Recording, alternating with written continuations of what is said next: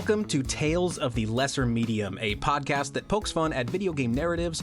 Each season, me, Caleb J. Ross, and my co-host over there, Travis Terry, we take you through our favorite video game franchise narratives, taking time along the way for humorous skits to make you laugh and to drive us ever closer to filling the endless whiteness of Google Docs with words. I think we're getting close, Travis. You think we're getting close? Yeah, close to filling in all the blank Google Doc pages. We've done like a couple hundred so far, right? I mean, how many more can there be? Infinite? Is that more than a couple hundred? I mean, it's a few more than it's several more, actually. I won't give up, naysayer. And you know what? I'll tell you why I won't give up hope. If anything, this series is about self-improvement and hoping for a greater self. And to that end, I'm happy to announce that I'm pretty sure I said Lara's name correctly most of the time in episode 2 of the Tomb Raider season of Tales of the Lesser Medium. Yes, and you all can send your letters of congratulations to polykillpodcast@gmail.com to let Caleb know what a fine job he did and to take back all of those mean ones you've already sent. I will be very offended if you don't. But now I have to really keep up with it and make sure I continue to say Lara's name correctly. Yeah. And the next episode, I'm going to be like, you can resend all of your mean emails to Polykill Podcast. So does it count as mispronouncing her name if I go out of my way to really enunciate that I'm trying to pronounce it correctly? So is Lara incorrect, or is that considered correct? See, now I don't even know. It's like that one time in the first episode when you really went hard on Pierre. It's when you're like Pierre, and you're like, oh, that's unnecessary, which is one of my favorite parts. I think it reaches a point where it's like it's unnecessary, but still fun to listen to when you go over the top. Wow, that was my best man's toast at my wedding. That's exactly what he said to me. Caleb, you're unnecessary, but fun to listen to. Okay, so in episode 2, we joined Lara as she explored mountainside caves and sunken boats in search of a dagger that turns people into dragons. Sensing something even cooler out there somewhere, Lara is back in Tomb Raider 3, searching for the Infata Stone in the ruins of an ancient Indian Hindu temple. This stone, I'm going to guess, turns people into even bigger dragons. I don't know, though, but I guess we will find out here on this episode. We will. So the game's manual sets the stage with a little backstory to this entry in the series, and in addition to playing through the game and watching additional walkthroughs, our other source for this narrative will be from the wikiraider.com website that has done a great job of detailing the ins and outs of Tomb Raider 3. And that's the thing you're going to notice, guys, about Tomb Raider 3. There's lots of ins. And then also at some point, outs. What if there's a zig in there? What do you think's going to happen after that? Oh boy. I mean, you'd hope you'd get a little zag. You know what? This may well be our wackiest adventure yet. Could be our zaniest. You shut your mouth, okay? It's not going to be anywhere near zany. All right. Millions of years ago. Oh, this is actually a transition into the actual narrative in case you guys didn't know. Oh, there's music. There's music. They hear it. Oh, wait. Here it goes. And there it is. Millions of years ago, a meteor plunged through the atmosphere and made impact in Antarctica, which at the time had a temperate climate. There was an abundance of life in this time, and so the crater was discovered by Polynesians who worshipped the meteorite crater for the special power they believed it to hold. They created 4 artifacts from debris in the crater, each of a different shape and each with its own unique, mysterious power. I really miss when civilization was so bored. People were just creating pyramids, a meteorite would hit, and then people just run up and start plucking all the shiny parts off of it and save them for later. Now people just dance on TikTok or show their buttholes on OnlyFans. OnlyFans, that's a real place. Is that .com or .org? I just need to know which site to bookmark, for buying fans later. Sure. Yeah, sure. Yeah, like when I'm needing to buy several fans from a place that sells nothing else, only fans. You mean like desk fans? Yeah. And, because I need all of those fans to blow all of the sin away. Yeah. Mm-hmm. Yeah, I bet. Okay, you're not answering. I'm going to guess .com. Thank you for that. You're welcome. However, generations later, catastrophic events forced them, the Polynesians, to flee the area in terror. An inhabitant on one of the islands was born without a face due to the invisible forces of the artifacts, as if the radiation from it was producing adverse effects to those who are exposed to it. Scared of the artifacts and their perceived cursed power, the natives fled the area and away from the crater, leaving the artifacts behind, which were kept in an underground chamber. It is believed, according to legend, that the combination of the 4 artifacts can result in a radical evolution of anything living. Hey, Caleb. Yes? Would you consider the Teenage Mutant Ninja Turtles to be a radical evolution? Yes! Gnarly Cowabunga! I actually really did a fist pump thinking that I was, helping everyone. I could hear the fist pump right in your voice. Yeah. Great. Today, a company called RX Tech, which I will say as an aside, sounds like the most plausible name for a tech company in any video game that we've overviewed so far. Like, I actually believe that one. So, true. A company called RX Tech, headed by Dr. Mark Willard, is excavating the area and started picking up some unusual readings from the impact zone. It is here that they uncover the body of a sailor from Charles Darwin's voyage on the Beagle, which was a real-life ship whose voyages Darwin documented in an 1839 publication, although there are no accounts of the ship making its way to Antarctica. According to RX Tech's findings, at least a few of Darwin's sailors had explored the interior of the crater. RX Tech then locates a journal of one of the sailors that somehow convinces the company to take less interest in the crater that they're at and instead completely change focus on other locations that the Beagle sailors traveled to. So it makes you wonder, what could be a big enough deal to pull all of the attention away from this Antarctic crater excavation? This thing obviously had tons of resources, money, manpower poured into it already. I mean, you don't just go to Antarctica and then just leave it, Hey, what you got here, Dr. Willard? It seems to be some kind of journal. Oh, like a diary or something? Yes, like that. Oh, so it's got, secret thoughts about who fancies whom, does it? Yes, it seems so. Oh, and tales of childhood rebellion in it? Let me see here. Mary had a little lamb. Let me see here. Fleece was white. Everyone stop! Shut down the equipment. We're moving to a new location. Oh, but sir, it took us ages to get here. Oh, you don't understand. According to this journal, Stacy's mother sometimes lets Stacy and her friends have a sip of beer during sleepovers. Oh, cool. That's cool and all, but a bit irresponsible for a parent to allow that, wouldn't you say? Well, maybe, perhaps. Further on in this entry, it reads, Stacy declares that Nirvana is better than Hanson. Oh, this Stacy person seems quite wise, sir. Oi, shut it down! We're headed to Stacy's house. Thus saith the ancient journal writings. Stacy's mother has it going on. She has it going on as, how would you rhyme that? Stacy's mother has it going on. Oh, I can't figure it out quite yet, but one day somebody will. I would love if that was the sea shanty the whole way down there. Stacy's mother's got it going on. Stacy's mom. And one guy's like, why don't we just say Stacy's mom has got it going on? They throw him overboard. They beat him with a frozen tuna and throw him overboard. I just got the what does that rhyme with bit. Okay.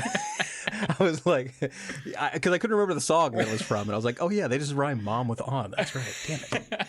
Stacy's mother has got it going the other way. Which is a good way. Mothers are not very attractive, but hers is. Man, we'd make very good shanty pirates. Oh, I think so. One of the locations that have pulled them away from this crater is India, where Laura is currently searching for the legendary Infata artifact. Infata artifact is hard to say. It is not clear how, but at some point shortly after retrieving the dagger of Xi'an from our last episode, Lara heard about the Infata artifact. She potentially heard rumors about it from the Infata tribes around Calcutta, as Lara was in the Himalayas at the time when searching for the dagger. At this point, though, Laura does not know that the artifact is one of the 4 meteoric items. It's just a shiny thing she really wants to steal, I guess. Classic Lara. That's why we love her. Yeah. She sets out through the Indian jungle in search of the Infada. The action begins with her sliding down a slope, and upon reaching the bottom, she cannot go backward, only forward. Because, video game streaming and such, I bet. The jungle is dense, and she wades through the tall vegetation, searching for the temple that houses the artifact, but having no real idea where exactly it's located. She does, however, locate a shotgun lying on the ground nearby. Very convenient. Now, how did that get there? She doesn't ask questions. She just tosses it on her back and keeps going. Then a few minutes later, a poacher steps out from the bushes after making some jungle scat. And he's like, I swear I left my shotgun here somewhere. The jungle is alive. A harmless monkey can be seen nearby, and for once, something alive doesn't want to attack Lara. Unless you count the monks in our last episode. So Lara spares its life. I don't buy that. She's shot plenty of birds and lions and tigers and dinosaurs and men and dinosaurs. Anything that's just hanging out. Eagles that were just flying by. It's true. Lara is shoot first, ask questions later. Yes, and when the dead thing she just shot doesn't answer those questions, she'll just shoot it again. Gotta teach it a lesson, man. I've been there. Lara knows that when she finally locates the temple in the jungle, she'll need the Indra key to open it. So she has her eye out for both the key and the temple. She spots a zipline that carries her to a deep forested area where some tigers are hanging out. Once they sense she's nearby, they move to attack Lara, who is very accustomed to killing tigers at this point, so she kills the tigers. Oh, so I guess still no movement on that man-tiger treaty we mentioned last episode, huh? Yeah. Oh, man, it breaks my heart. But yeah, the talks they broke down. To obtain the Indra key, Lara finds a switch behind a waterfall that floods the area and gives her access to an underwater channel that leads to a room where, after climbing a ladder, she finds the key. While Lara is accustomed to finding the things she needs, whether they be keys or artifacts, just simply lying on the ground in hard-to-reach places, it appears this key was presented as a trap by a mischievous monkey. I knew it. Lara reaches for the key, but is not quick enough, and the monkey steals it and mocks her. Negotiating with the monkey does nothing, and Lara has bigger primates to fry, so she's left with no other option than to shoot the monkey dead to get her key back. Jesus Christ. She could have also tried luring it with food, but her gun belt was full of guns, I guess, and not bananas. And I bet if Lara had a banana on her gun belt, then it would still somehow be a gun that just looks like a banana. One day when she retires, she's going to spend all of her days in a rocking chair on a porch, whittling guns out of bananas. She has to do it quickly, though, before the banana turns, and she has to turn it into banana bread for all of her grandkids. Yeah, she's like, anybody want a squishy gun? With the key now in hand, a tiger appears out of nowhere, and Lara, startled, but again, used to killing herds of tigers at this point, deals with the tiger with a barrage of bullets and makes her way to the gate, where the keyhole awaits the Indra key. She inserts it and opens the gate. Lara stumbles into a campsite, and it appears to be one set up by a military of some kind. There's a satellite in the center with some radar equipment attached to it. She walks up close to inspect and suddenly hears someone shout, "Woohoo!" from behind her. Lara, letting them know she's there, calls out, "Hello? Hello?" A strange-looking man appears. He has shaggy blonde hair, is wearing sunglasses, and appears very intoxicated. He stumbled out of a nearby tent. Okay. He asks, "What do you want from me now?" And Lara seems off-put and confused by this. She asks if he's all right. We later find the man's name is Tony. The conversation continues. Are you all right? Well, if you'd all stop, I might be just fine. Just 100%. Just go!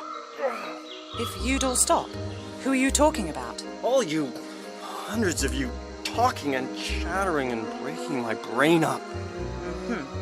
Well, I'm not quite sure where you're coming from, but I just want to know about the Infada artifact. In the temple up there. Voodoo magic and all, huh? I don't touch this stuff myself. It's not voodoo. Look, is there anyone else here with you? Yeah, Randy and Rory. Randy and Rory? Where? What are you all doing here? Well, they're staying put in that temple. I told them not to. I warned them first. Not doing much now, I doubt, under half a ton of mudslide. Me. I'm leaving. Next bus out. This jungle has rooted enough rot into me.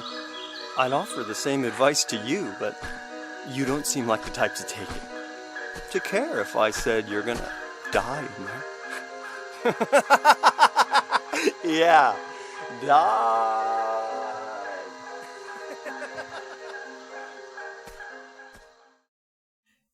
You know what I think?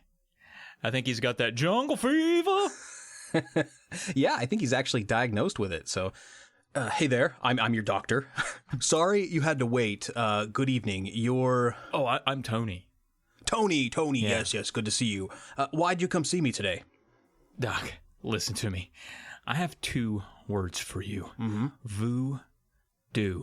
And I've got it all inside of me. I see. First of all, Tony, are you aware that voodoo is actually one word? Whatever. You gotta help me, Doc. They keep talking to me. They keep chattering. I can't make them stop, Doc. I can't get any peace at all from the voices. Oh, okay. Well, what is it they are saying to you, Tony? They're saying I've got that jungle fever. Let me make sure I'm getting this. Jungle fever? They're saying that to you? Yeah, Doc. You gotta get them to quiet down. Oh, God. No, I'm just seeing your name tag. Your first name is... Which? Your... Which? Doctor? Jungle fever? Jungle fever? Jungle fever? No, seriously, though, you have malaria. Wait, what? Yeah. This has all been an hallucination. You do have a jungle fever. It's about 104 degrees right now. And wow, yeah, it's climbing. We've already called in your family. Jungle fever. Oh, man. And just so you caught it, the important takeaways here are that Tony's friends Rory and Randy are inside the temple, and Tony is not well. Despite this uneasy run-in with a strange man completely out of his gourd in the middle of the jungle, Lara walks away calmly and into the temple nearby. You say walks away calmly, but I think she probably escaped away cautiously, since that guy was probably crazy. That's fair. Things do not stay calm for long, however. Upon entering the ancient structure, she's greeted by a pair of pissed-off cobras on the floor. They rear up, poised to strike, and stand about as tall as Lara when they do. Taking no chances, she takes them out with panicked gunfire. I do not blame her here. I can feel bad for, fuzzy bears and tigers, but there's no room in my heart for sneaky snakes. Yeah, and I just don't believe they're that big. I think maybe Lara is actually just, really tiny, and this entire game series takes place in an 8th grader's science fair diorama that's been overtaken by his younger brother and a collection of plastic zoo toys. Man, I hope they're plastic, because they're fucking dead. A lot of them are dead. Yeah, the guns are real in this diorama. It's really weird. Her luck doesn't last long. As she crawls through a claustrophobic shaft inside the ruins to access switches and levers, she doesn't see a large coiled cobra waiting for her on the other side. It sinks its giant fangs into her, filling her arm with venom. She can feel her life begin to drain. Fortunately, she has a med pack on hand to treat the bite and remove the venom. She'll need to tread more carefully. I wonder if she had to be convinced to make room for that med pack with all that stuff she carries around. No freaking doubt she did. Based on her adventure so far, she seems way more interested in filling her pockets with guns. Mm-hmm. So she's at her mansion with her old feeble butler from Tomb Raider 2. The butler, as she's on her way out, the butler stops her. Miss Lara, might I suggest you take a medical pack with you this time? Might I suggest you shut the hell up, butler? You old skanky moron. Miss Lara, that's unnecessary. I only want what's best for you. Upon being raided, tombs tend to reveal their venomous inhabitants. Tigers, lions, birds, and dinosaurs don't have venom, you dumb old man. You stupid idiot, dumb, frail old man. Once again, unnecessary. But snakes do. What do? A snake? Snap? No. It's pronounced snake. A snake. The long, slithery reptile with fangs and no legs. Stop making shit up. Now make yourself useful and give me that grenade launcher for when I run into another family of Yetis. You frail old cuck. Well, Miss Lara, can you at least take one bandage with you? Fine. But if I don't get bitten by this narc thing, then I'm locking you in the freezer again for the entire game this time. Oh, that's fair, Miss Lara.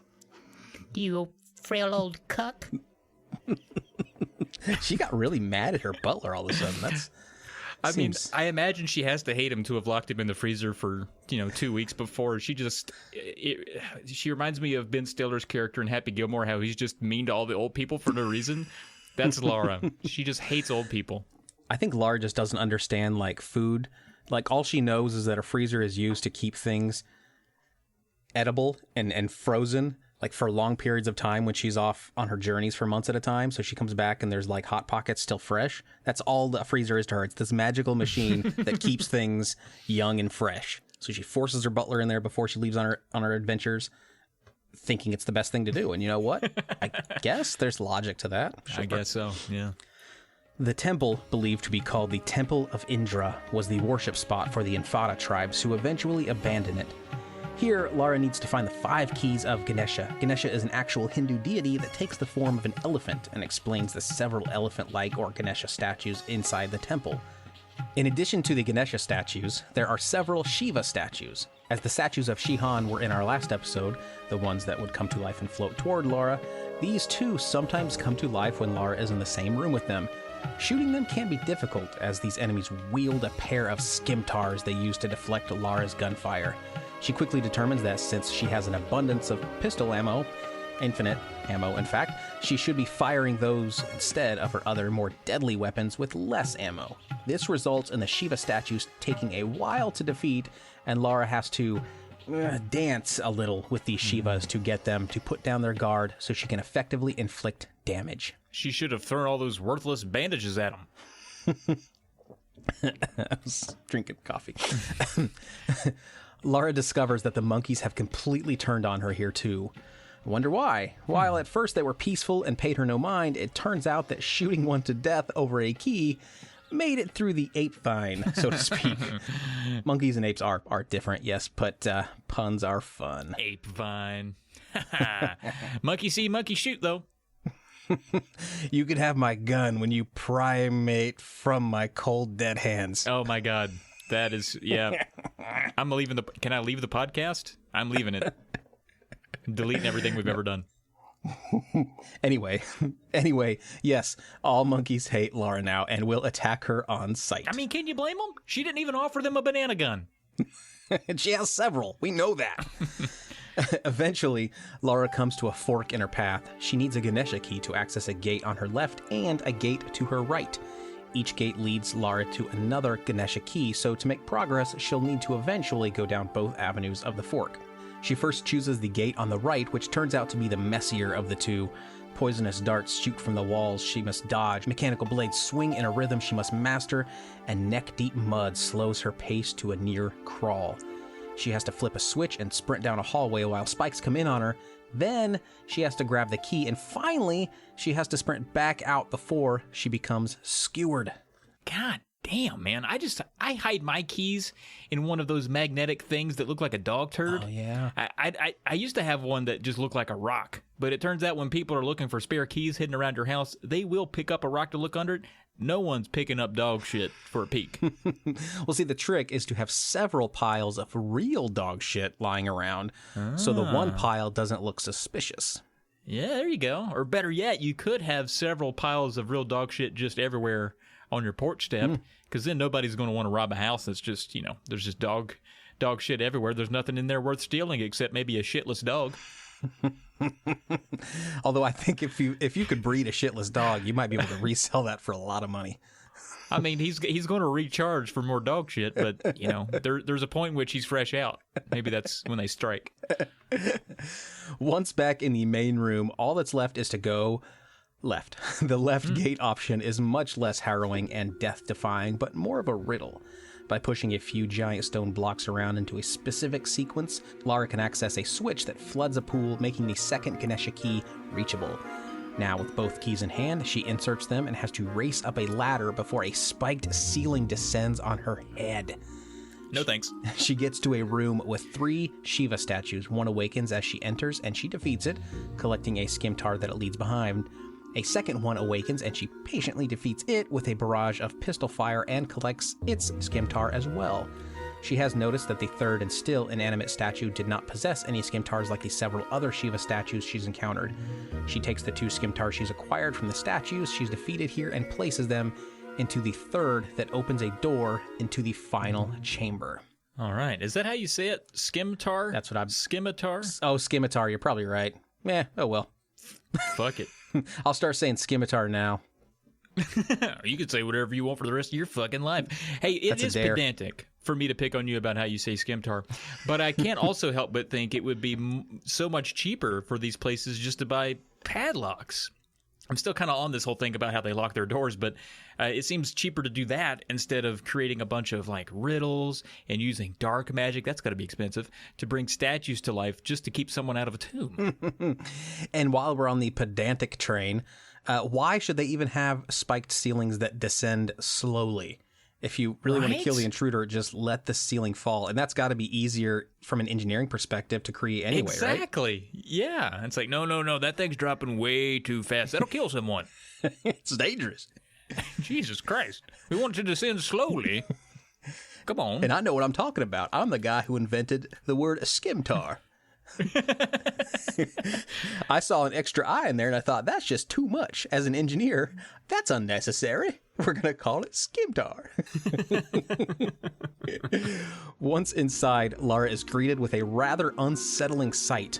Rory and Randy appear, hovering in midair in the center of the room. At first glance, Lara thinks they have been hanged here, but that's not the case upon further investigation.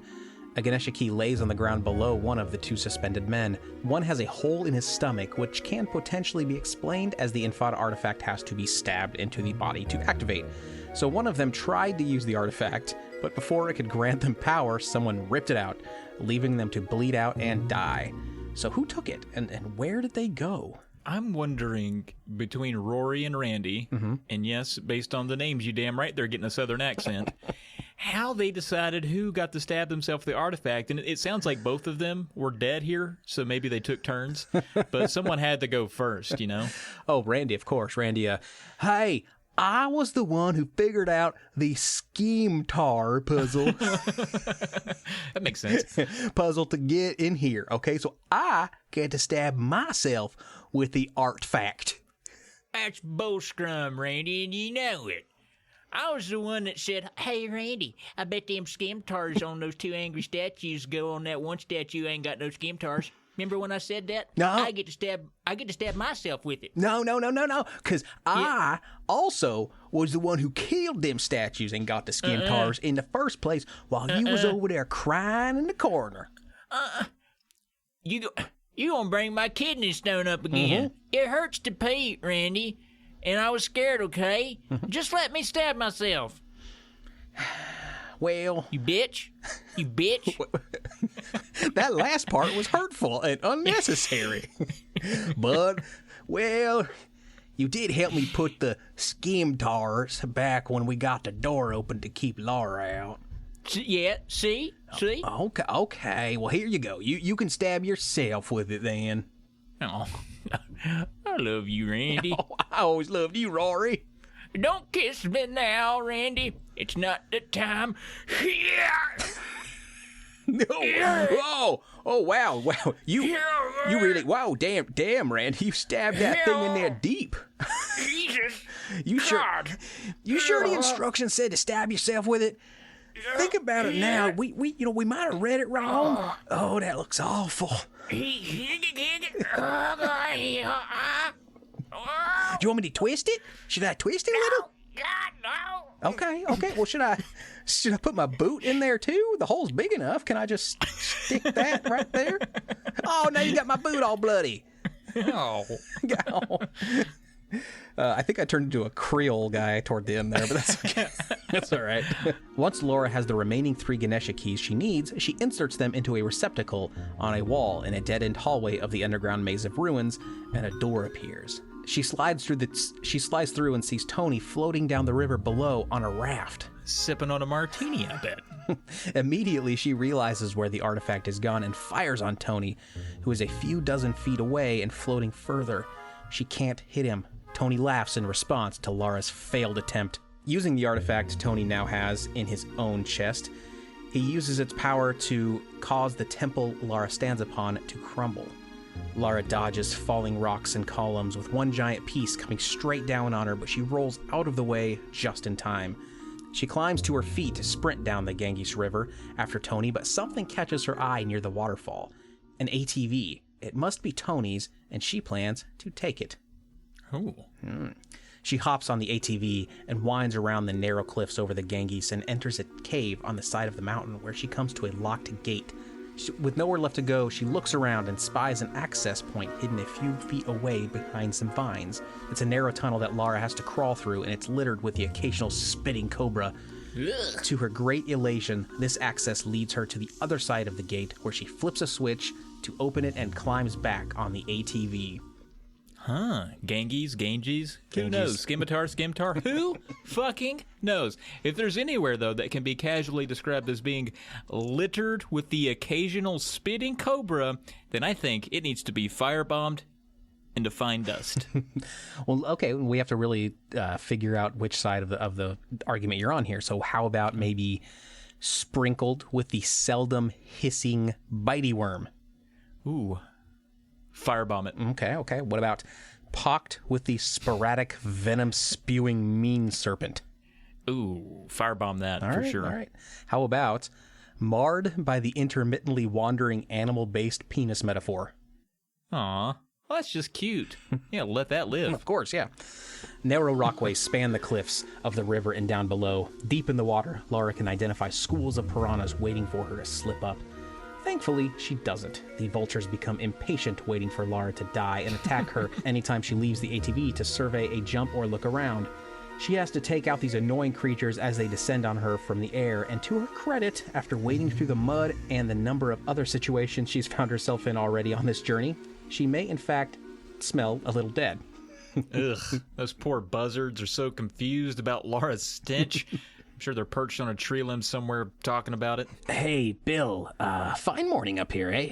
Oh, hey, Jack. Yeah, not bad. You know what we buzzards say. Clear skies, hope something dies. All right, man. We love rhyming.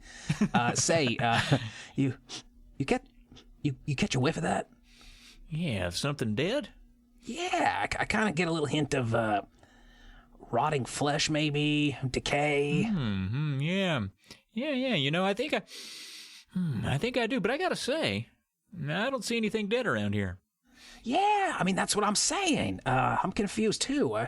I've been searching for the source of the smell, but it's moving, which, isn't very common for dead things to do. Yeah, that's a good point, yeah. You think we got a zombie situation going on here? We always talked about what we'd do when things went belly up and zombies are everywhere. It'd be pretty sweet for us buzzards. Well, no, as you know, I dream about it every night, my dude. Oh, wait, what's that down there? Something is down there jumping around and firing guns. I think that's our stinker. Oh, she smells like Rush Limbaugh's inner thighs. My God. Oh, God. I wouldn't peck at her flesh if she were slathered in gravy. Ugh, does she literally sweat skunk piss? Oh, God, honest to God, man. It's like someone shoved a mix of vinegar and old cheese into a gym sock. Is this what 2 girls, 1 cup would smell like? I want to kill her just for this olfactory assault. Hell, maybe she'll smell more appetizing dead, I'm all for swooping down into her now, if you'd like. My eyes are watering, man. I don't even think I could fly.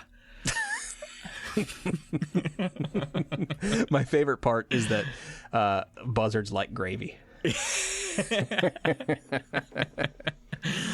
She eventually makes her way to another set of ruins that are heavily canopied by thick jungle leaves and trees. She leaves the ATV to search the area. Maybe Tony is hiding inside. She doesn't find Tony right away and is instead accosted by a group of monkeys who must have learned through the jungle vines that she's violent toward them. She kills them and continues to have a look around. Finding a few relics and not Tony, she makes her way back to the cliffs and can hear a waterfall off in the distance. Making her way closer, she sees the raft that Tony left on is overturned and has crashed into some rocks. The current must have sped up and Tony panicked and escaped the raft. He must be on foot nearby somewhere. Or, he could be dead. Sounds like pretty rough rapids. Yeah, roll credits. This has been Tales of the Lesser Medium. If we... No. You wish. There's still 4 hours of this episode. She spies a cave at the base of the waterfall and assumes Tony must have passed through here, given that it's otherwise a dead end. The cave system she enters is known as the Caves of Kalia, an infamous cave system known for being an extremely dark labyrinth of passageways spanning 3 floors, where access to each floor can only be achieved one way, despite the numerous forks in the path you'll encounter. On top of that, the cave doubles as a large den for cobras. Or hissing bitey worm. Or hissing bitey worms. Sorry, I said body worms. Like, that's a penis, is what that is. Who lurk around the darkest of corners. Altogether, the cave is not very long, but trial and error in finding the correct pathway will result in a very drawn-out experience, and one that serves to test Lara's determination. Wait, this is what tests her determination? The aggravation of taking a wrong turn sometimes? Well, it's dark, And so probably a lovely, cool reprieve from the harsh sun then. Yeah, but having to turn around and go in like another direction, it's lame. I mean, and there's probably a sporadic venom spewing meat serpent in the cave somewhere. No shit. Why didn't you say so then? Those caves suck. Firebomb it. Blow them up. After navigating a series of crawl spaces, narrow passageways, and a cave den with enormous striking cobras, Lara eventually descends down a sloped waterway and into a pool. This area is actually lighted and is part of some old ruins and no longer a cave. In the center is Tony, and he's firing at her. Though not with a gun, he's using the power of the Infada to shoot balls of fire at Lara. The room has platforms around the pool that Lara has to hop between to dodge the fire, but after some time, Tony ups the stakes and uses the meteoric powers of the stone to make the surrounding water toxic. So now, Lara must be extra careful when leaping between the platforms to avoid immediate death. In addition to throwing the fireballs directly at Lara in order to catch her off guard, Tony also starts throwing them off a slope of the ceiling and angles them toward her as well. Lara has to stay focused here and cautiously sidesteps, keeping her eyes on Tony, the fireballs, and the ledges of the platforms while firing her pistols at him unrelentingly. Wow. Finally, Tony is defeated. His body suspends in midair, writhing until eventually it completely evaporates and the Infada stone falls to the center island where Tony once stood. She picks it up and looks for an exit. She emerges from the caves and back into the jungle along the bank of the Ganges. Night has fallen, and the moon illuminates the flowing water ahead. Suddenly, a small river boat drifts ashore. A man calls out, "Hey!" to Lara and approaches the bank. There are 2 men on the boat, a man dressed as an explorer and another, the driver. Lara seems weary, but engages them. I don't want to be misrepresented by that retarded researcher you've just been with. Lara. I'm Dr. Willard. I'd come to converse with Tony myself, but I saw you were doing a rather more creditable job, I think. Indeed, I'm inspired. I'd like to offer you other work. What? Shoot the breeze with some of your other boys? No thanks. Fortunately, they were the only lab rats we let loose into the field. No. My request is for 3 other artifacts like this. The Infada tribe only had 1 artifact of this type. It's unique. Anyway, what would your interest in it be? I'll show you. It's not from India, rather an island near Antarctica. It is in fact meteorite rock that has been fashioned and used by Polynesians who were once settled there many, many years ago. See that? That's unique. An unknown material. So how did it end up here? Formed from the planets, sculpted by Polynesians, distributed by goons. Our excavations and investigations have led us to this. A sailor's diary from Charles Darwin's expedition on the HMS Beagle. So to summarize that, Dr. Willard is explaining to Lara about the artifact discovered in Antarctica and described at the beginning of this episode. He hands Lara a diary, and as she reads, she flashes back to the perspective of the author who penned the entry. The diary begins on August 14th, 1834, where Stephen Barr, the diary's owner, says the voyage is too boring so far and that his voyages always come up empty. The only tales of it he has to tell are of bird watching, picking flowers, and adoring the blasphemous beliefs of Darwin. He's hungry and says he made a pact with his shipmates that despite Darwin's requests for samples of living beings on the island, they're actually going there to hunt for meat. This guy's idea of fun is all over the map. Can you imagine his dating profile? It's a complete Jacqueline Hyde over here. Stephen and the crew reach the icy islands of Antarctica and leave the ship on a tiny vessel to make their way to shore, where they find wolf tracks leading to a cave. Eventually the tracks disappear, but they keep going further when one of the men spies something. It's a glowing chunk of rock that is later classified as Element 115. But not knowing what it is or what it's for, he pulls it from the wall. Another man spies something else, a large man-made statue. Which Charles Darwin immediately steps in to try to explain away. Wow, look at that! The birds on this island have evolved to be able to craft this statue. Sir, I think a person made that statue. Oh, that's adorable. Is it Willie? It's adorable, Willie. Yeah, it's Willie. You've known me for many years, sir. Don't pay attention to the people who work for me. You're all dumb. But that's quaint and charming. How little your brain has evolved to think that a man could make a statue. Okay, I don't think that's how evolution works, sir. It's not a person by person thing. It's a process of millions of years of random genetic mutations. I know. I invented the concept. Remember, I'm Charles fucking Darwin, and you're just Willie. It was Willie, yes. It's Willie. Yes, you're just Willie, the guy with the primitive brain. Now that's just hurtful, sir. Emotional pain.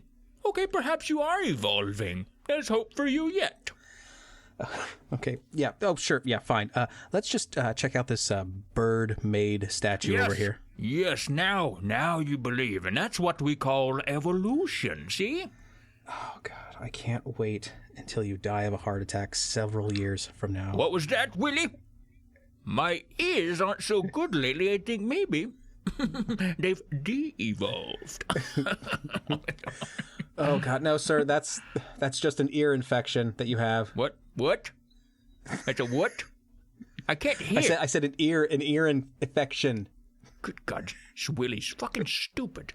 I just told him I can't hear, and he's still talking to me. He must have the brain of a de-evolved bird. Good God. My good God. They stand in awe of the treasures when suddenly a scuffle draws their attention. But when they turn toward it, they see nothing but paw prints. With the lantern in hand, Stephen follows these new tracks to where his shipmate, Paul Caulfield, is standing. Paul says, "Too late. There's only 4, none for you," referring to the number of artifacts they found here. Paul is holding up the one he's claimed, the Infata Stone. Stephen spies a dark shadow now standing upon a rock just beyond Paul. Nervously, Stephen utters, "Paul?" Paul begins to answer, but is attacked by a wolf and knocked to the ground. The wolf viciously bites Paul's neck. His screams shake snow from the cavern walls. Stephen draws his pistol to shoot the wolf, but it's not enough to kill it. It runs off. Stephen examines Paul, who looks sure to die soon given the severity of the bite and the loss of blood. Yikes. Stephen tries to carry him, but Paul pleads otherwise and says to leave without him, saying that it's too dangerous. The commotion must have triggered something with the cave, as it now begins to collapse. Caves are notoriously prejudiced against men showing chivalrous actions for one another. It's true. Makes sense. The wolf reemerges just in time to fall onto an upward jutting icicle that pierces its side, killing it. The only thing caves hate more than affectionate men is apparently wolves. Stephen and Paul now begin to slide down an avalanche through an icy tunnel. Once they impact the soft snow at the bottom, Stephen realizes Paul has not survived. The next entry describes Paul being laid to rest in a snowy burial. But what happens when the snow melts? That's true. They're just going to have a skeleton lying on the top of the earth. A wooden gravestone bearing his name can be seen, and Stephen tells the others that nobody should say anything about this to Darwin, the leader of the expedition, or else he'd send them back for more samples of the wolf for research. They don't want to come back here. He tells them to agree that Paul died by falling. The men agree. Back on the boat, once Lara has finished reading the entry, Dr. Willett confirms to her that Stephen was the only survivor of the 4 remaining men. When he got back to London, he sold off the Infata Stone after all his friends had died, either by being murdered or some other mysterious way, while they had the artifacts they had claimed from Antarctica. He reckons the artifacts were sold all over the world, including here in India, one in the South Pacific, and one in the mysterious land of Nevada. Oh, never heard of that. He tells Lara she needs to go there to retrieve the others now that she has the Infata. Never one to turn down a mysterious and dangerous adventure for the sake of it all, Lara, smiling, says, "Sounds good, count me in." I fucking love Nevada. I've heard so many great things about Nevada. Is that in the U.S.? Lara has options now. She can either go to London, the South Pacific Islands, or Nevada to search for the missing artifacts. She decides to go to Nevada first and starts by venturing into a remote section of the Nevada desert on her way toward, you guessed it, Area 51. Ooh. She needs to sneak into the heavily guarded facility, and to do so requires her to venture through the agonizingly hot desert riddled with vultures and rattlesnakes. She could have driven through the desert, right? Yeah, and her butler even recommended it. Again, as they were packing up the med pack and the supplies and everything, the butler said, "You know what? Miss Lara, if you insist on traveling to Area 51, I suggest you drive there." Shut up, old man. Roads are for cars. I'm a human person. Miss Lara, with all due respect, you could ride inside of the car. That way you aren't touching the road, but you are also able to travel with speed while staying out of the sun. Sorry. People will still know that I mingle with cars. I can't let that happen. I have a reputation to keep, you stupid fuck. And that reputation means staying with my own kind. Cars stay with their own kind. Does this make it into your stupid old skull? Miss Lara, can you at least take some sunblock with you? Oh, that's right. Why don't I just advertise to the world that I wish I was inside a car? I will face the sun head on like my father did and his father before him. Both of whom died of skin cancer, Miss Lara. Well then, remove my skin, butler. It's the only logical reason that she could possibly not have just driven out there. Lara scales along the rocky cliffs and ledges of the desert, making her way closer to the facility, and suddenly a B-2 stealth bomber flies directly over her a mere feet from her head, doing a practice run. Not sure if it saw her or not, Lara scampers quickly to a large man-made statue nearby for cover. She realizes at its top there is a large hole that takes her straight down into a water-filled canyon. Believing this would likely lead her to the nearest form of civilization, which she assumes is the Area 51 complex, she jumps down and follows the tunnel. On the other side, she doesn't see Area 51, but instead is blocked by a huge wall of rock she can't get through. She scales up the rock face, ducking out of sight of another stealth bomber and into a cave that appears to have TNT already rigged to a detonator. Very convenient. It will need a detonator key, though. She continues searching and finds a water wheel in the base of the cave near the waterfall with an unarmed guard nearby. The guard runs at her with his fists poised. She shoots him in the head and continues looking around. My God, if anyone runs at Lara, she will kill them.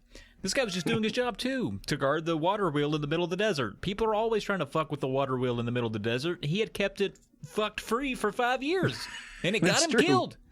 It's true. I mean, to be fair, I guess he could have initiated conversation first. Could have, she's running. "Oh, hello, miss. What brings you around here?"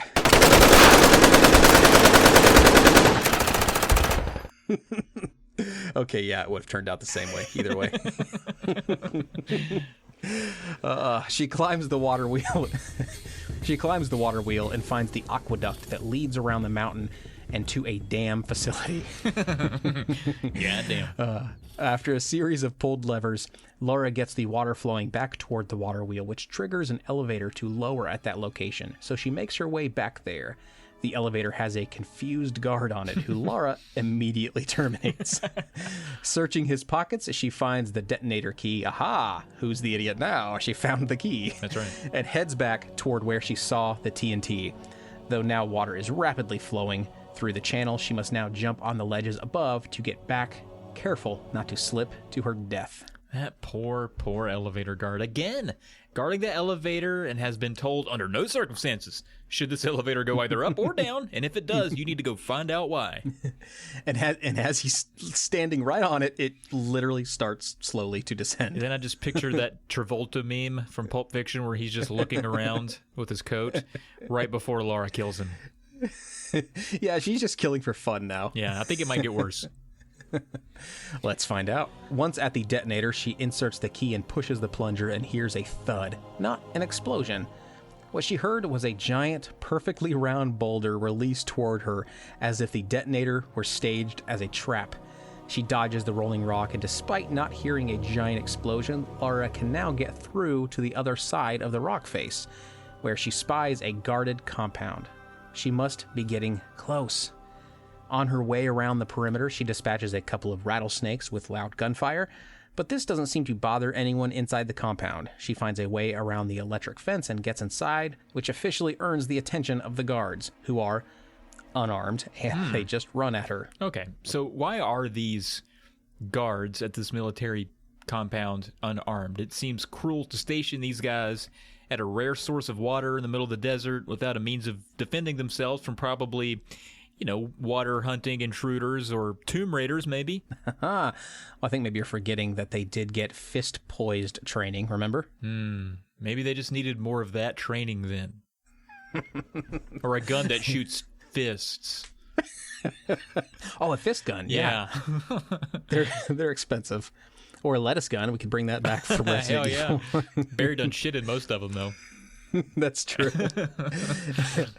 She kills each of the guards mid-stride and locates an ATV. In order to exit the facility, she'll need to locate a key card to control the gate, which she does on a roof nearby. It was just lying there, and it's huge, appearing roughly the size of one of the tires on her ATV. Yeah, it's like one of those publishers' clearinghouse checks they show up at your front door with, just this massive, comically huge thing. See, I told you this was a grade school diorama. You didn't believe me. Yeah, it's true. She reboards the ATV, opens the gate, and peels out of the facility. She guns it, heading down through a nearby tunnel, through the other side, and up and over a ramp into another heavily guarded part of the compound surrounded by an electrified fence.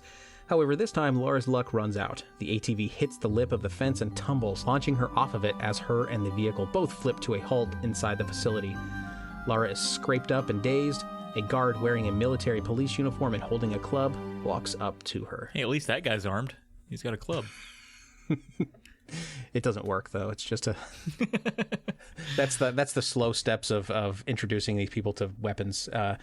Fist poise training is about, a week and a half.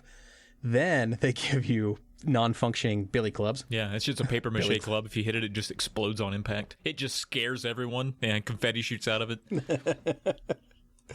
You have to be there for about 16 years before you actually get a bullet. You don't get the gun for the bullet until another 3 years, but... Oh, man. Lara wakes up alone in a jail cell. She has only the clothes she was wearing when apprehended. All of her guns, ammo, and anything needed for survival has been taken from her by the guards.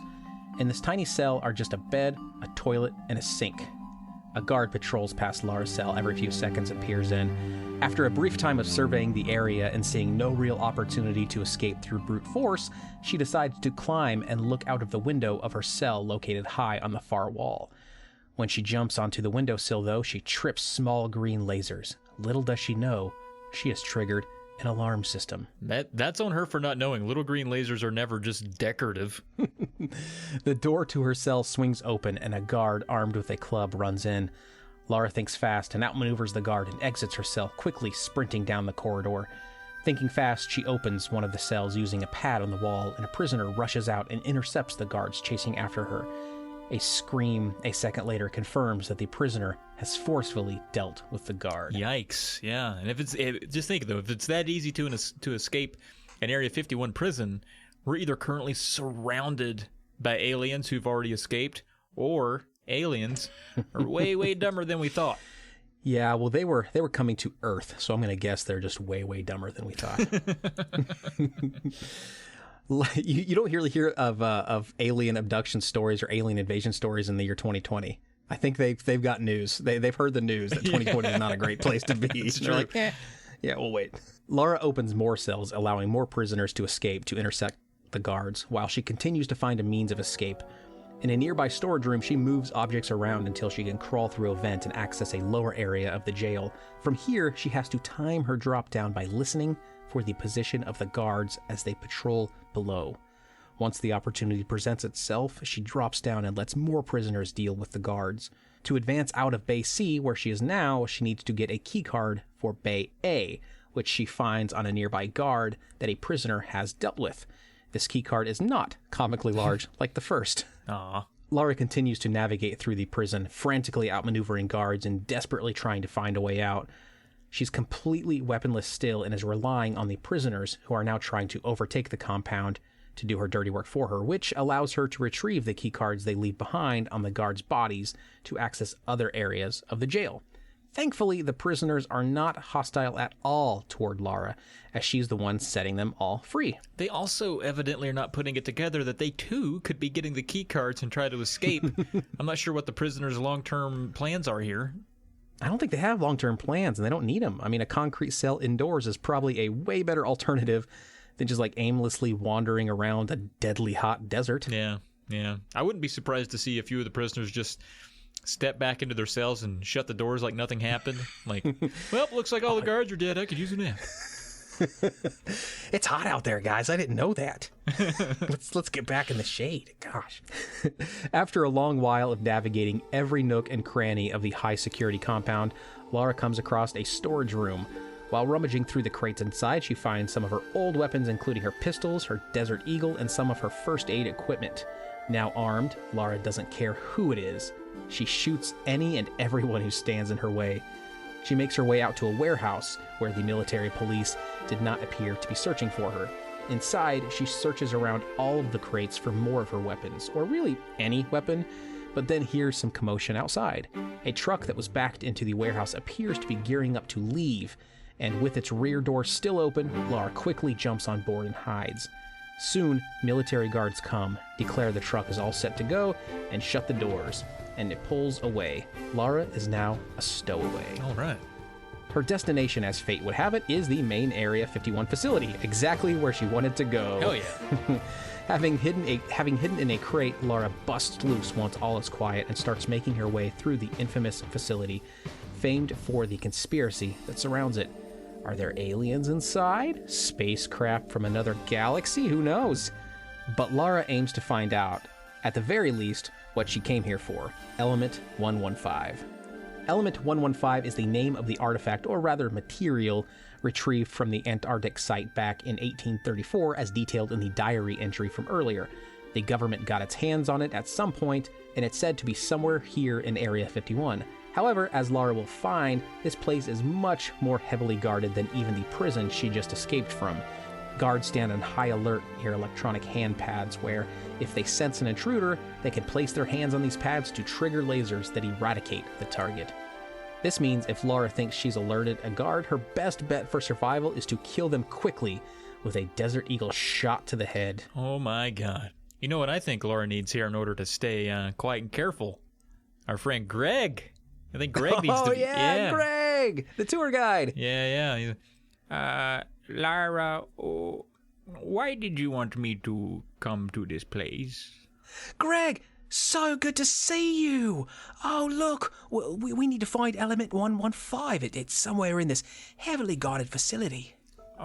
Okay, but, you need to be very careful and quiet, Lara. There are laser beams. Oh, yeah. Oh, I saw them. The pretty green decorative ones outside the prison. Oh, no, Lara. No, those lasers are connected to alarms. Oh, well then I need you to come with me, Greg. Show me where the lasers are and how to not trip the alarms to alert the guards. No, Lara. This is not an ancient temple. I am an ancient ruin, tour guide. Greg, please. I need you more than ever. No, Lara, no, we'll both die. Lara, the laser beams. Oh, I'll do anything you want. Anything. Oh no, I seem to have dropped my diary. Just let me turn around here so I can bend down to pick it up. You know, okay. Lara, I will go. I will go with you, Lara. Greg will go. I will brave the laser beams. You know, God bless Greg because he tries every time. he tries and he tries and he tries, but he gets broken down, you know? I like how he's not forward about it, but he can't resist Lara. But he's always looking out for her best interest, though. Right, exactly. You know, he goes into these situations. Now, we're not going to really pick apart why he just happens to be everywhere Lara is. That's a little... maybe he's not such a great guy, but he tries, damn it. He tries to keep things in check, keep it professional. I don't know about you, but I always picture Greg as just in a loincloth. I don't know why. He's so primitive to me. Like, no tour guide actually just walks around in their underwear, but Greg, to me, is just a native islander for some reason. Always, wherever he goes, he's a native. I picture him as definitely the loincloth, but I also picture a big furry hat that Sherpas would wear in the mountains. Even here in the desert, he has the big hat. Like, that's always part of it. I always come prepared, Lara. I never know. Never know. Oh, I see you have bandages. You must have a good butler. Okay. Area 51 is a lot like the high-security compound Lara just escaped from in many ways. A lot of the same architecture surrounds the typical maze-like layout of the level, with metal walls, stairs, elevators, and ductwork. It's all very different from the ancient underground cave systems she's used to exploring. Throughout Area 51, Lara will see a lot of advanced weaponry just lying around. Nothing she can pick up, but certainly plenty of things she had not expected to see, like nuclear warheads and various forms of advanced military technology to feed into the conspiracies that surround Area 51 in real life. At some point, Area 51 becomes aware that they have been infiltrated, and not only do the somewhat bafflingly still unarmed military police search for Lara, but there's also Area 51 guards who are armed on her trail. In fact, the Area 51 guards are much more lethal than the military police and the occasional turrets hiding in the corner above that she must exterminate to avoid being harmed. Lara eventually finds an access key that gets her to a room that holds an actual UFO. The giant saucer sits unguarded by itself in the room's center, a rather disappointing reveal. In fact, Lara doesn't spend much time observing it. She's seen winged demons, dinosaurs, and has fought a dragon and a land with floating islands. Instead, she climbs atop the saucer while searching for a launch code pass and actually locates it there. Jesus. Why does she need a launch code pass? Well, to launch a missile. And, well, why was the code just hanging out on the UFO? Who knows? Who knows? Oh, I know. An idiot put it there. An idiot named Carl. All right. Carl's back. Wait, who's Carl? He's just the name I give to all the idiot characters, so here we go. Let's see. Where should I put this here missile code? Oh, hey. Hey, good morning, Carl. Mondays, am I right? Oh, yeah. totally. And hey, I'd want to put that code in a safe, probably. Oh, nah. See, people can pick into a safe. Locked behind a security password on the computer. That's, put it there, maybe. No. I've seen movies. People can cheat into a computer. Cheat into a computer. Well, you should hurry up and decide because we gotta put this UFO in storage, so. Oh my God, coworker, that's it. I forgot your name, but you're a genius. I'll put the missile code on the UFO. Yeah, my name is Carl too. Actually, it's just with a K. But you mean on it? Like you mean like? What do you mean on it? What do you mean by that? Like on top of it?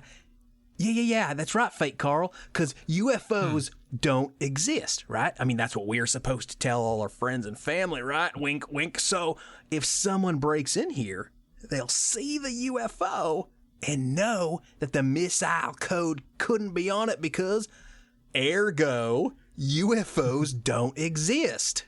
Ergo. Okay. That's vis-a-vis. That's a stupid idea for, tit for tat. a number of reasons, a litany of reasons, Carl. One hand washes the other. Okay. I can't think of any more.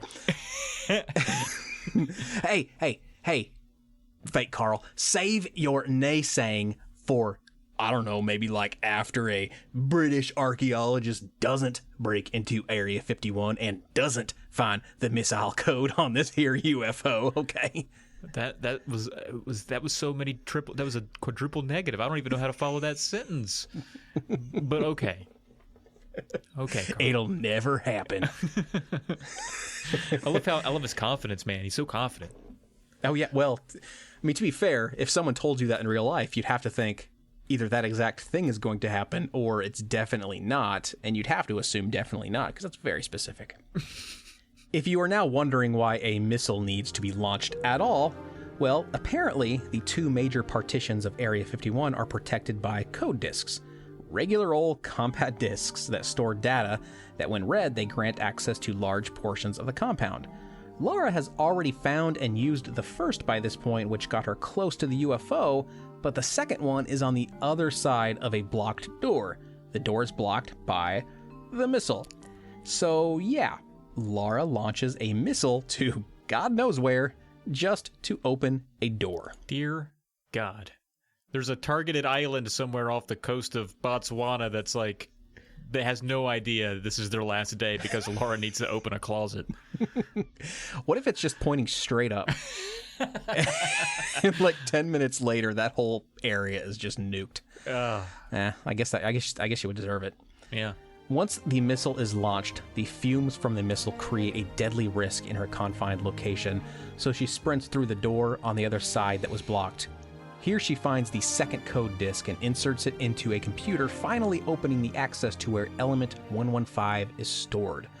She just needs to get there, and first she must walk through the alien autopsy room.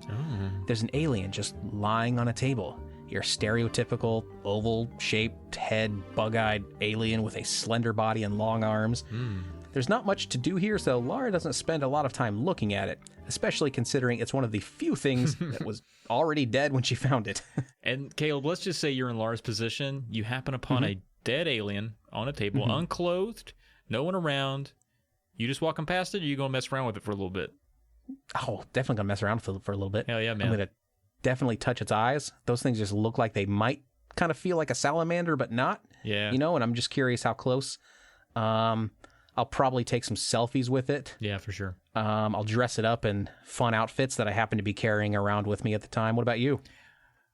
I was just going to see what its butthole looked like. I've always been kind of curious. Like, if they even have them. Also, I said off the coast of Botswana earlier, and I just looked it up, and it might be one of the only countries in Africa to not have a coast. So look at me go. This takes place in a time where global warming is kind of everything's an island now. Wait, so you check it out, its butthole. So yeah, either give it a peek. So there's going to be a lot about this alien that's foreign to you, and that's the one thing that you're like really curious about, which is probably a conversation we can have. But I'm more concerned about the fact that if you are hypothetically just someone who's interested in a variety of buttholes, you're an armchair proctologist, you want to learn as much as you can. I have to then ask about all of the native Earth species of buttholes that you have to have already cataloged, right? Because if this is a hobby of yours, you have to know what a bat butthole looks like. Oh, yeah. Of course, a cat butthole, because those are memes all over the place. Yeah. Worm buttholes. The thing is, like, most things will just show their butthole to you. Like, most animals, they'll just, check out my butthole. I've got the internet. I've seen plenty human tail. And I just feel like, if the alien's, laying on its back, that's the one thing I can't just rightfully see. I got to go digging around for it. I'm going to check it out. Are you going to lift it up by its ankles in sort of that I'm changing a baby's diaper pose? What's going on here? Oh, wow. Double barrel. I'll be damned. You've got to distract it even though it's dead with like a keychains or something, like so that... Another thing that the disc did was raise the UFO so that the door on the bottom could be accessed, like a garage that has to raise it to like change the oil and stuff. I like that UFOs also have oil. Mm-hmm. Lara makes her way back to that part of the facility with ease, considering she has killed every guard on site by this point, and she crawls up in. The inside of the aircraft appears, well, alien, as you might expect.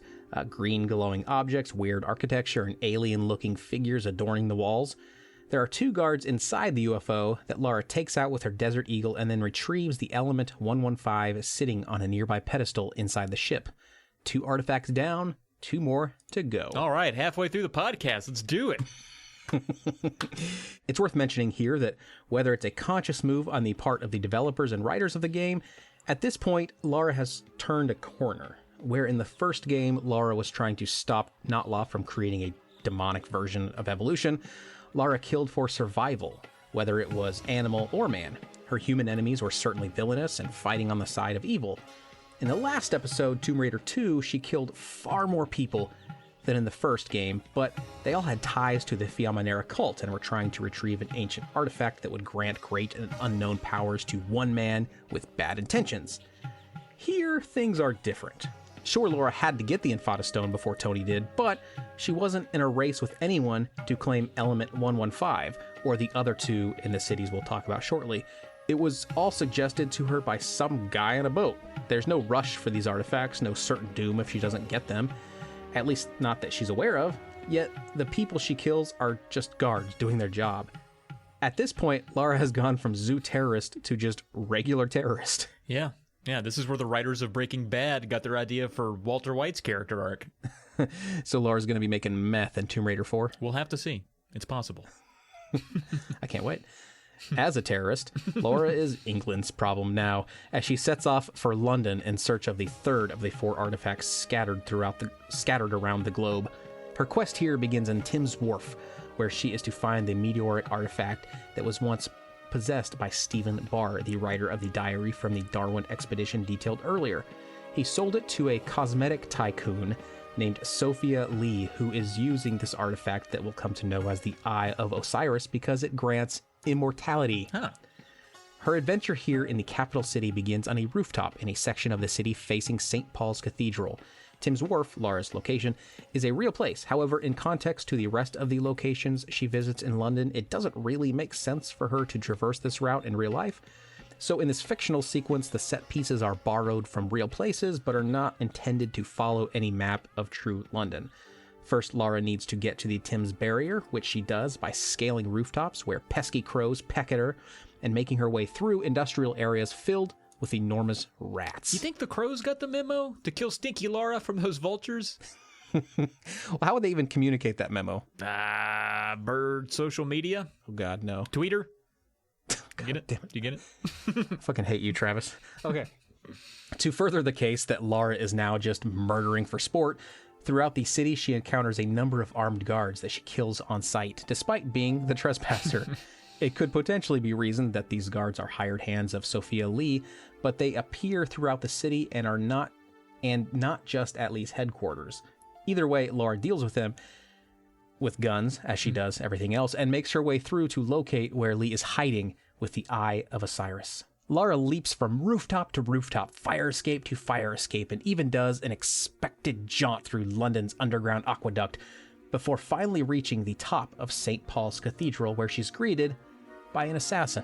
And why was this particular assassin expecting Lara to traverse the rooftops, despite how illogical that method of travel is? It must have been a tough conversation with Sophia Lee or her general, whoever. Yeah, but like this one rooftop assassin is, kind of eccentric. Yeah, the general is talking to the assassin.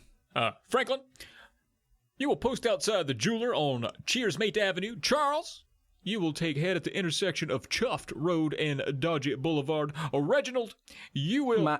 My name is Wraith Longshaw. No. It's Reginald. But okay, Wraith Longshaw, you will handle the pig market at Gutted Mug Lane. All right. I will do no such thing. What? I will perch atop the roofs. Okay, that makes no sense, Reginald. No one's on the roofs. It's Wraith Longshaw. And if you want to catch a bird, you must build a nest up high. Well, the person we're trying to kill is not a bird. Lara is, in fact, a person. A bird-like person with grace and intelligence and feathers. She definitely does not have feathers, Reginald. Wraith Longshaw. But she does navigate the winds like a bird. She's quick. She's nimble, and she chews up worms before regurgitating them into the mouths of her babes. She almost certainly does not spit up worms. Now, stay on the ground, please. Oh, someone's scared. Care for a wager, perhaps? If I find Laura Bird on the roofs, you owe us all a pizza party. Fine. That sounds like a good deal to me to shut up. Okay. While most of the other guards she's encountered in the dark alleyways and corridors of the city have not been expecting her, this man, who we call Wraith Longshaw, appears to be preying on Laura from the bell tower. As she sprints along an adjacent rooftop, he fires at her, missing, but getting her attention. She blindly fires back, giving herself cover to reach the bell tower herself for a closer look at who this might be. She leaps inside and staggers the assassin, who quickly regains his balance and tackles her to the ground. While he's pinning her down, Lara is able to grab her pistol off her hip and hold it to the man's chin, freezing him in place. And then she spit a bunch of worms in his face. I knew she did that. I knew it. This guy's smart. As the next sequence plays out, there's a giant bell behind the assassin that continues to ring out. We'll play the audio so you can hear that conversation. Who's she? What does she do? I don't know. Really, I don't. I just shoot people for her. A commendable work ethic, I guess. Yeah, I put my hours into it, as my father did and his father did afore. Well, how old is this Miss Lee? I don't know. Late 20s, early 30s. Right. Yeah, for some people, like yourself. So, for a second there, Lara is relaxed and leans against the wall to talk to the man who is on the ground. She lets down her guard, and he grabs for the gun on the ground and has it aimed at her. She aims her pistol back, but is still playing it cool. The bell continues to swing behind him as he gets to his feet and starts slowly backing away from Lara. We get a special bonus. I'm flattered. I mean, I could even be retiring from you. Then you might like to mind the bell. Happy retirement. So there, when she said you might like to mind the bell, it swings into him and launches him off the bell tower and onto the ground, stories below. What a great assassin he is. Lara then leaps down into the shaft beneath the bell and down inside the cathedral. Lara is making her way to Aldwych, an abandoned metro station here in London. At least she thinks it's abandoned. Once inside the metro station, she nearly immediately realizes it isn't abandoned after all. Dark, shadowy figures known as the Damned have taken up residence here. Who are the Damned? An excerpt from wikiraider.com describes them perfectly. The Damned were once a group of people who signed up to participate in experiments being conducted by Sophia Lee. The aim of the experiments was to immortalize the subject. However, they failed, and the subjects were presumed dead. As a result, they were dumped into the subterranean areas of London, their faces disfigured and their lives ruined. The Damned attempted to kill themselves. However, it was only here that they discovered the full extent of the experiments, for they were unable to die. So they are forced to exist in the depths of London. These disfigured subterranean outcasts are not to be taken lightly for their sad existence. They wish to kill anyone who isn't them. They walk around masked and carrying spiked and flaming baseball bats. Cricket bats, probably, in London, right? If one makes they just ship in a bunch of baseball bats just for this particular, gang. They walk around masked and carrying spiked and flaming baseball bats.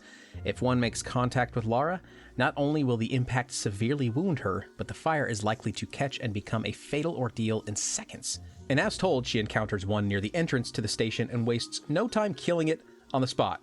Which is weird, because the game has already told us that they're immortal, I don't know, video games. But there will be more of these fellas. Yeah, good point. Yeah, but at least, though, they're wearing masks. I mean, you can get an abandoned subway full of deranged psychopaths to wear masks, but you can't get half the people that shop at my local Food Lion to even think about putting one on. I agree with your observation, but I'm going to go further because in the Tomb Raider world, it's even stranger that these people wear masks. I mean, the people at Food Lion think they are immortal, and so they don't wear masks. But these damned individuals are actually immortal, and they still wear masks. That's a good point. Yeah. It's like they care about other people and don't want others to catch the immortalization disease. They're very thoughtful, yeah, aren't they? Yeah, they're sweet.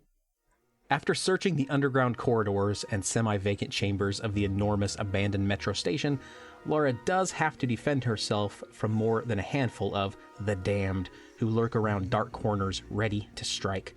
Lara goes deeper and deeper, finding keys to locked doors and hidden accesses and recesses that take her closer to where she thinks Sophia Lee is hiding. But then she has a change of luck. While she has performed stunt after stunt, parkour move after parkour move, one slip nearly ends it all. As she's skidding down a chute, the bricks become slippery and she loses her balance and falls through an air vent that lands her face first in the lair of the damned. Oh boy. A member of the damned walks over and grabs Lara by the shoulder and drags her to the leader, who sits on a throne shrouded by a hood. He says, Lara, this is Greg. You've fallen into my trap. Oh, hey, Greg, you look good. Wait, what trap? No, just kidding, actually. Here's the actual audio. So, you must be after Miss Lee then? Business, not pleasure. Though obviously not for revenge, man. You've hardly got the face for that. And you have? How moronic a question is that, eh? I don't even have a face, man. Getting personal, Lara just made fun of the man's burned face. After he collects himself, he continues. I came down here looking for work, and what do I get, eh? But Miss Lee's cosmetic company and her lab assistant job. No experience necessary. Good wage. Accommodation with it. Aye, locked in a flotation tank for days on end in some fetid syrup. And when we come out, 'cause lots of us applied like, no face or flesh, man. And a bootin' doing the waste disposal shoot here. Presumed deed. Some kind of failed experiment then? Oh, very much. But aye, and for added insult, when I tried to take my own life, I found it just didn't work.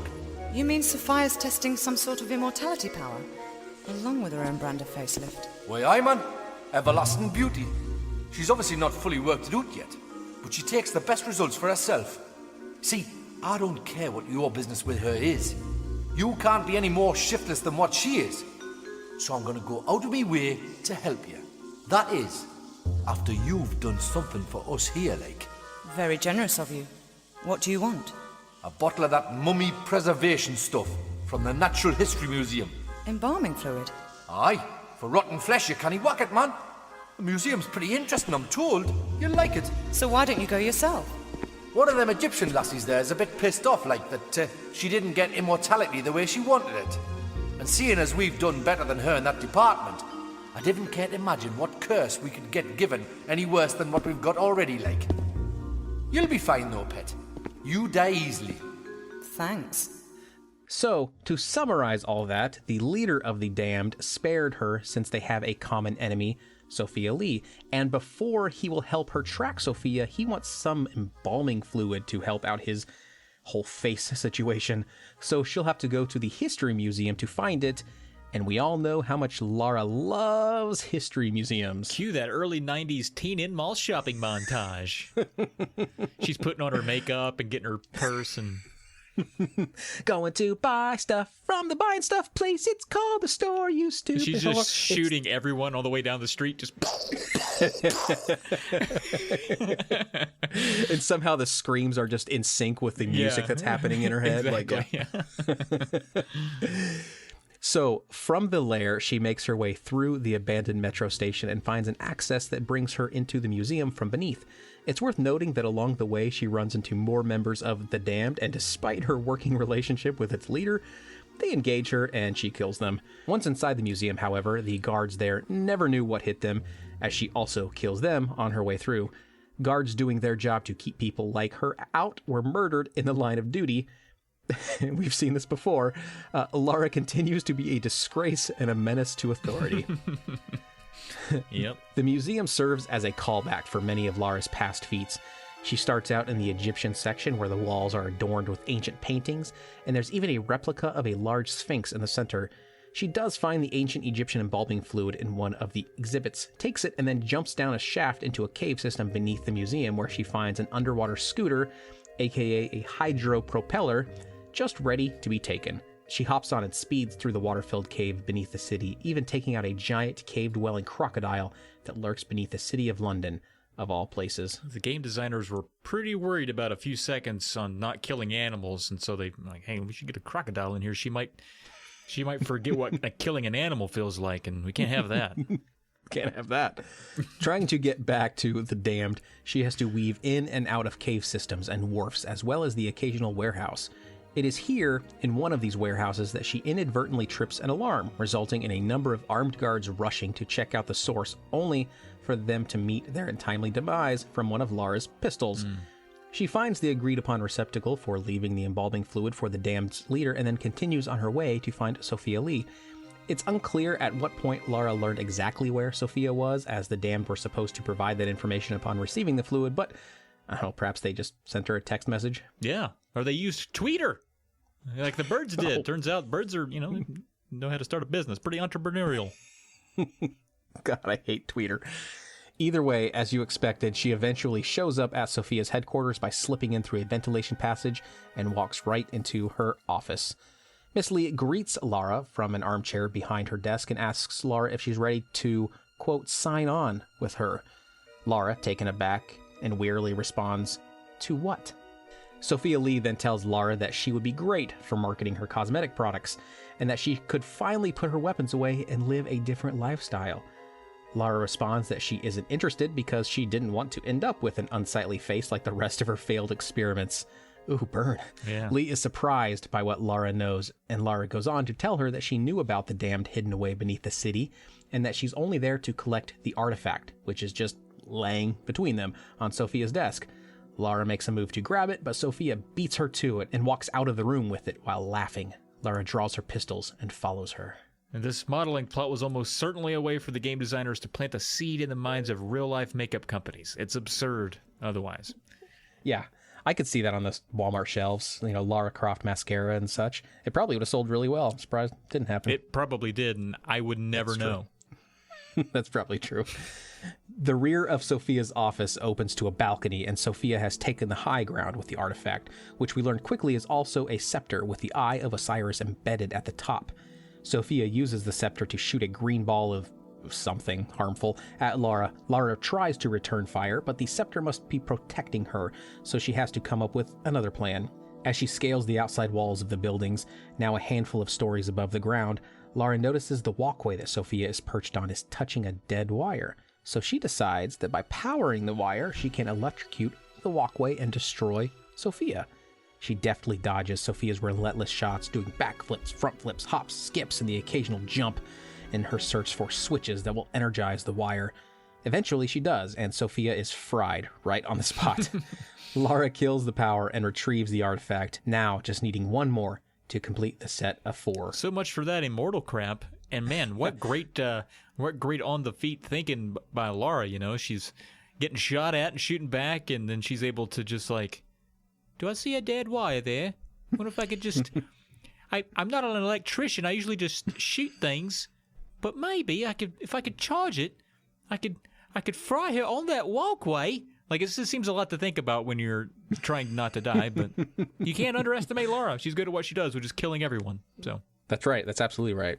I wonder if there's a moral situation is like the death becomes her type situation. Have you ever seen that movie? No. It's basically this kind of thing. Women take this potion that allows them to live forever, but it's a comedy. And so what happens is they live forever, but their bodies can still die. And so they end up like getting killed somehow, and they have to use like mannequin spray paint to like keep their skin from like turning gray, and their skin kind of peels off, but they're very vain, and they try. It's actually a pretty funny movie, but it makes me wonder if it's a similar thing where now there's going to be this animated fried corpse of Sophia like walking around because she can't die, so it's just this weird visual. I hope that's what it is. Okay, we'll find out. I don't think it is though. No, up in this head it definitely is. Okay. Lara sets out to the southern Pacific Islands to retrieve the Aura Dagger, the last of the 4 artifacts.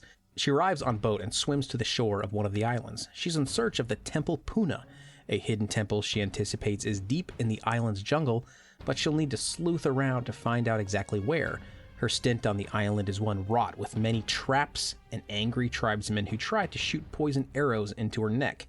She kills everything in sight, per usual. It's like that Sentinel tribe near India. You know the one I'm talking about that tries to murder anyone who shows up near it? Those guys are badass.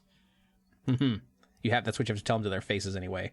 Well, they're still going to shoot you. Yeah, you can't get close enough to the face. You got to get like get a blowhorn, stay about 50 yards offshore, be like, "You're badass," and then they just click a lot and throw a spear through your heart.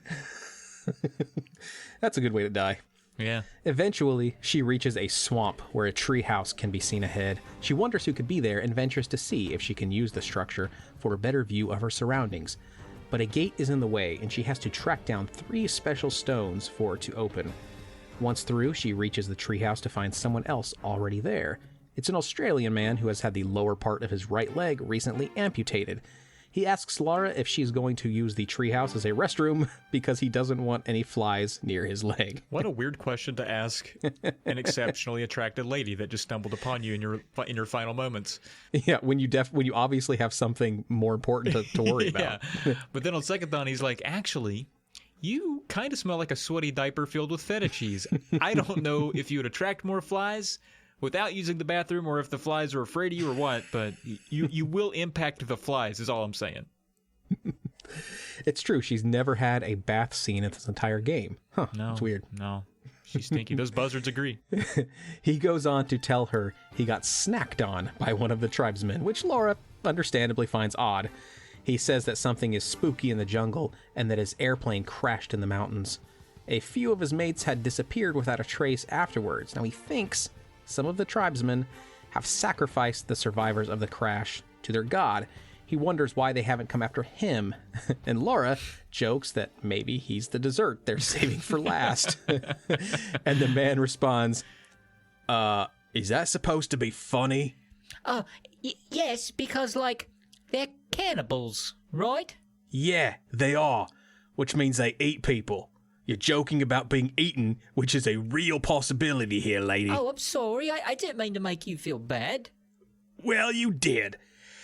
And it hurts, emotionally, of course. I mean, physically, my leg hurts way more, because of the bite taken out of it by the cannibals. Right. Your lack of sensitivity regarding my predicament is a close second place when it comes to things that are currently hurting me right now. I never finished second.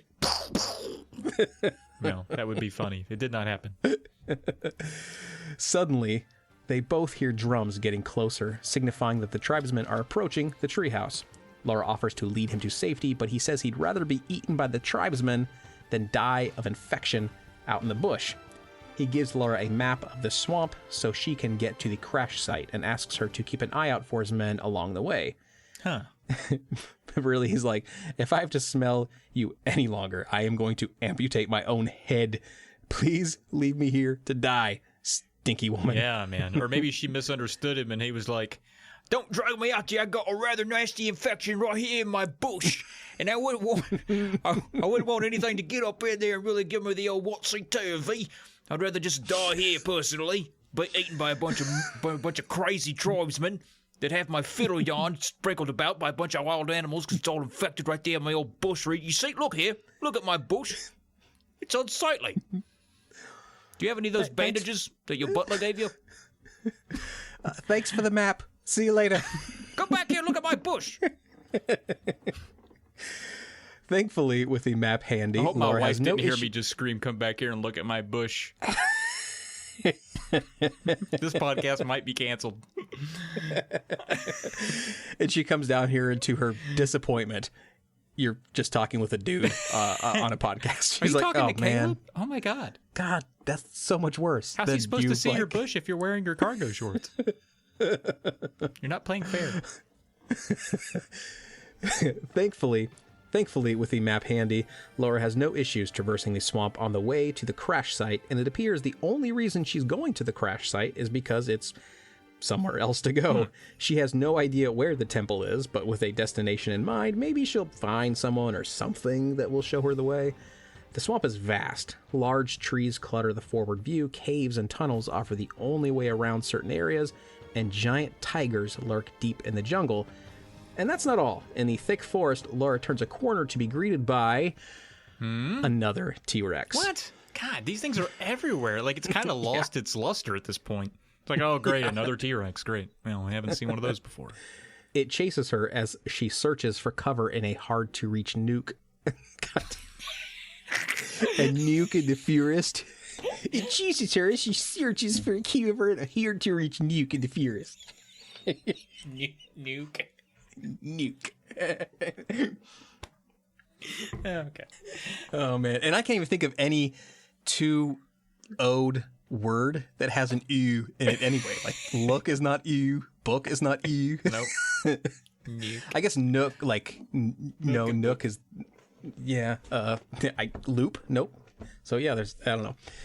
It chases her as she searches for cover in a hard-to-reach nook in the forest. She ducks and hides long enough for the dinosaur to lose interest and wander off. That's very atypical of Lara, but good on her. She's learning and growing. Lara jumps out, but the dinosaur tricked her and rushes back. It takes a lot of machine gun fire, but she tames it, let's say, to death. And as we've learned from Lara's previous encounters with the Tyrannosaurus, raptors are usually not far behind. And sure enough, a little further through the swamp, Lara is stalked by a number of red and ferocious raptors. At one point, she climbs onto a tree branch as a means of traversing over a dead end, only to find a raptor in the tree waiting for her. The swamp is a deadly place. And you know, something that's weird is that I think the old bushwhacker there with his one leg was trying to convince us that maybe the cannibals had eaten his friends. Like, I think that was his point. But, like, bro, there's dinosaurs. It's hard to tell what fucking ate your friends. And these cannibals, they have like 4-inch long razor sharp teeth. I could tell by the marks on their these legs. That's really weird. She eventually gets to the crash site where some raptors have holed up on the inside. They're a little trickier to kill in tight confines, but by ducking and rolling around while firing her machine gun, she gets the job done. The crashed plane has a gun turret that Lara decides to use to blast away the wall blocking her access to the other side of the island.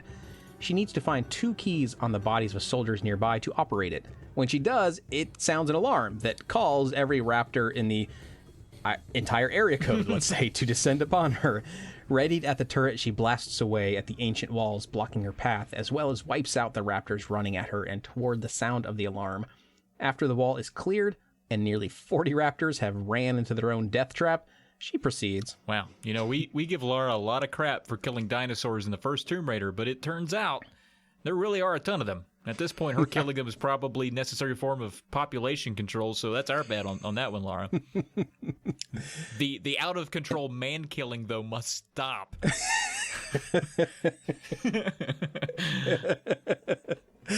That is a fair distinction, Travis. Very fair. Once she climbs the remnants of the wall she just destroyed, she spies something that looks like what she's been searching for. She's struck by a symbol on the far wall and walks up close to it to inspect it. It depicts the events that happened on the island. There's a meteorite surrounded by images of the Aura dagger, some boats, the tribesmen, and the ruler. Suddenly, she hears movement behind her and turns to see a tribesman. His English isn't great, but he says something to her about how delicious she looks. Trying to play it cool and hoping the tribesman understands sarcasm, she says she is also quite hungry. Famished, actually. This causes the tribeman to ironically recoil in fear, and he hops back from her. She goes on to ask him why his Polynesian ancestors fled Antarctica so suddenly, referring to the art on the wall. He says it was a bad place full of evil, and a white man came with a magic stone and they killed him for it, and it made their lives better. He then starts to hum a chant, and Lara starts to leave before he tells her that the man that kills her would be lucky, as she has plenty of flesh to eat. Lara is not impressed and leaves him to chant to himself. I can't believe she didn't kill him. Yeah, well, she has standards. She doesn't kill people who are mid-chant. She's not a monster. She has to travel by waterway at this point. To start, she leaps between the ledges of a cliff and a gorge with rapids raging below. One slip off a rock and into the waters would spell instant death for Lara. Giant green lizards have been introduced to the long list of wildlife creatures Lara must kill to proceed. These lizards are alarmingly huge, and at one point when Lara is stopped to crawl through a tight space in a cave, one sprints at her from the other side, causing her to hastily retreat backwards and out of the tight spot to deal with it. Weaving in and through the rocks, Lara reaches a spot at the base of the waterfall, where the rapids have mellowed out. It's here in a small inlet she finds a kayak to help her make her way down the river without the need to cliff hop as she had been doing. That same guy from earlier walks out of the bushes from making jungle scat again, and he's like, okay, all right, so first I lose my shotgun in India, and I've lost my kayak here. I have got to stop taking my Nintendo DS out when I poop. She has to use all her strength to fight the currents on the kayak. The waters of this river can flow seemingly in many different directions at once. She traverses through caves, beneath several waterfalls, and even through many long-forgotten ruins far beneath the surface. The occasional crocodile can be seen lurking just inches below the kayak, waiting to see Lara's next move and hoping that move is falling into the water. Again, no matter how far from civilization it feels Lara has gone, and even here, far underground through a rapidly flowing water channel, there are still traps. Lara at one point has to use the bottom of a hanging rock as monkey bars as she climbs across and dodges a contraption spewing fire out at her. Why is that here?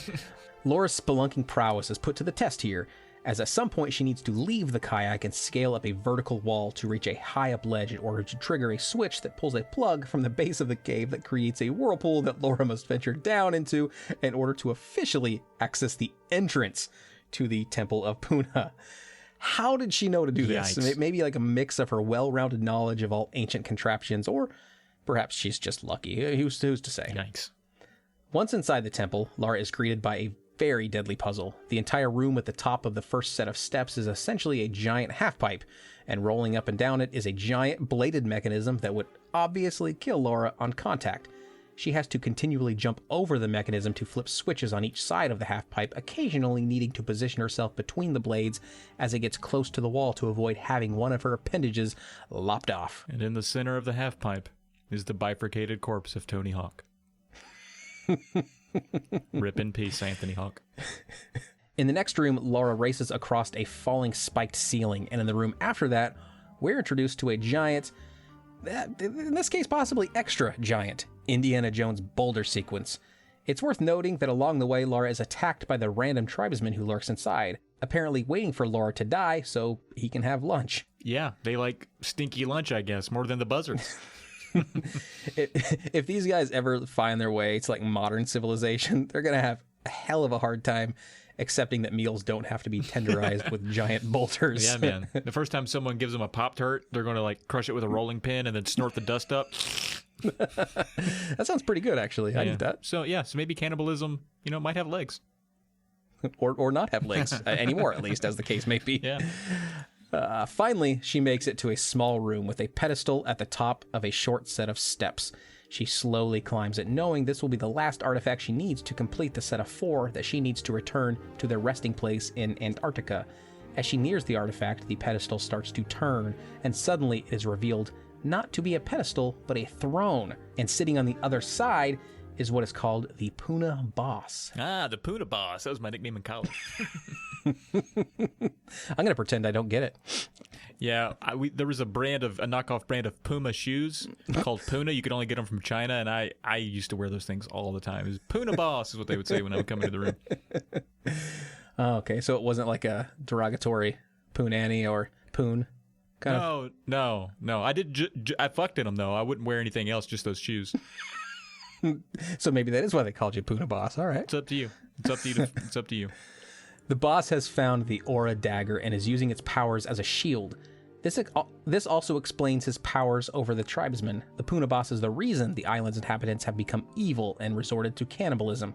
He attacks Lara by slinging lightning strikes at her and summoning the occasional giant green lizard. Lara has a lot to watch out for here, but by continuing to move and dodge the attacks, she can focus her fire at the throne, as the Puna boss isn't going anywhere. After a few hundred rounds are fired, he slumps down in his seat before exploding into nothingness, leaving behind only the artifact. Lara retrieves the aura dagger and leaves the jungle. Let's get out of the jungle. On her way back to Antarctica now, Lara is seen in a cutscene riding in a helicopter, presumably with her backpack full of cursed artifacts and med packs. Unsurprisingly, as the pilot tries to connect with the landing base, he can't reach anyone, and the snowfall has obscured visibility around the chopper nearly completely. The pilot decides to land straight down, and as it's about to touch the ice, a gust of wind picks up the craft and spins it around violently before it eventually floats down on the surface. Lara looks weary, but still the pilot is relieved, letting out a whoo-hoo-wee. That was scary.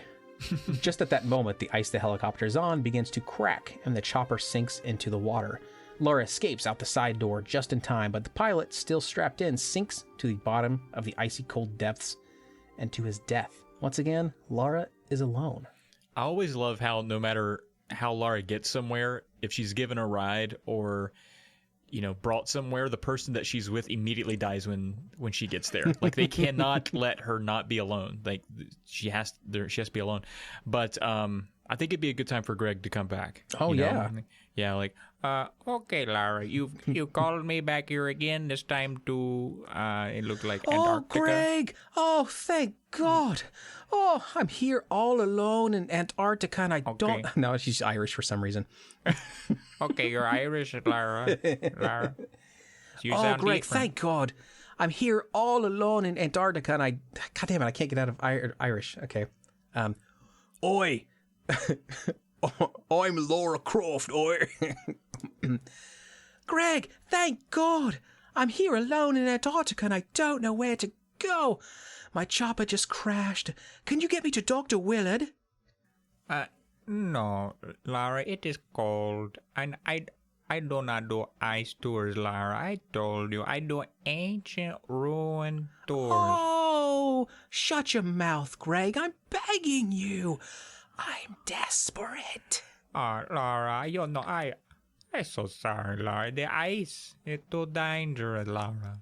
You could crack and we both fall in and die. You don't want to kill Greg. We would die here together. Look at me. I'm so cold, Greg. Oh, and also so wet. Okay. All right. I'll go. Greg will go. Got it. Damn it. Oh, so he's getting a little angry now. Okay, he's starting to understand the game here. He's on the losing end of it. He's starting to realize he hates he can't resist. He's just too pervy. Lara knows she has to find Dr. Willard at the RX Tech laboratory somewhere on the continent and assume she's close by despite the helicopter not putting her exactly where she needed to be. On foot, Lara quickly makes her way to the RX Tech Explorer, a giant ship that delivers the crew and their goods here, but is startled to find that the crewmen there are not excited to see her. After she boards the ship, she finds them hostile and is forced to kill several of them as she searches the place for Dr. Willard. On the Explorer, though, she does find an inflatable rescue boat that even has a motor on it, and decides to use that to explore the nearby area as most everything is surrounded by icy water. She searches all the structures on the base, wiping out hostile crewmen and even their numerous guard dogs who attack her before finally getting to one of the dormitories on site and finding something she did not expect. One of the crew members, a scientist presumably, has mutated. He's nearly dead and is crawling along on the floor, just the torso dragging a legless lower half that appears to be tentacled. Wow. Lara flees, unsure of what to make of it. I like that she just kills him, slams the door, and tries to move on like a tentacled man was a fluke. She's thinking like, I've killed several men. Too many, to be quite honest. Some of them very innocent, upstanding citizens. It stands to reason a small percentage of them would just be tentacled. If we're looking at law of averages, some people have feet, some people have tentacles. I was bound to run into a tentacled one. It's totally normal. Just a fluke. I'm out. And she has to further convince herself that of the small percentage of tentacled men, some of them have to be shoot-worthy. Yeah, Not all of them can be good tentacled men. That's right. Goddamn right. Later on, she finally runs into Dr. Willard. This, of course, after she's killed nearly every crew member here, as they were hostile toward her first. That doesn't come up in conversation, as Lara is still transfixed on the mutant she just saw. She walks up to him and says she just met a man who may as well be a Brundlefly. Fascinating, isn't it? Replies Dr. Willard.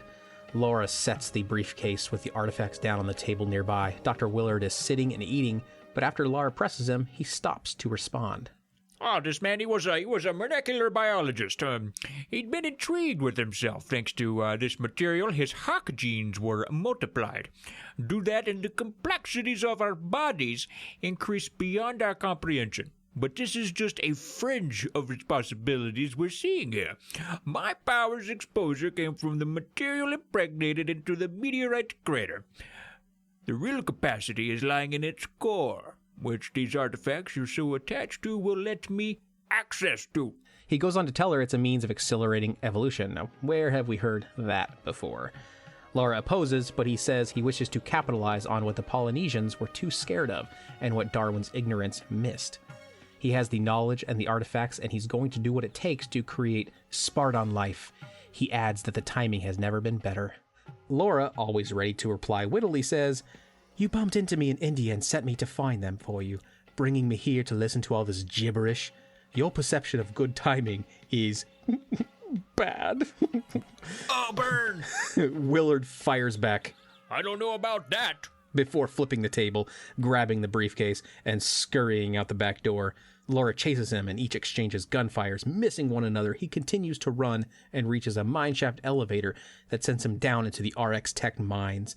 He didn't get away from her that easy, though. She leaps onto the top and takes a ride down with him and the artifacts. Once in the mine, far below the Earth's surface, Lara encounters where most of the experimentation appears to have taken place. The corridors are festering with mutated scientists who slither along the ground with their tentacled lower halves exposed, but their human-like upper half is still wearing appropriate winter gear and pulling them along.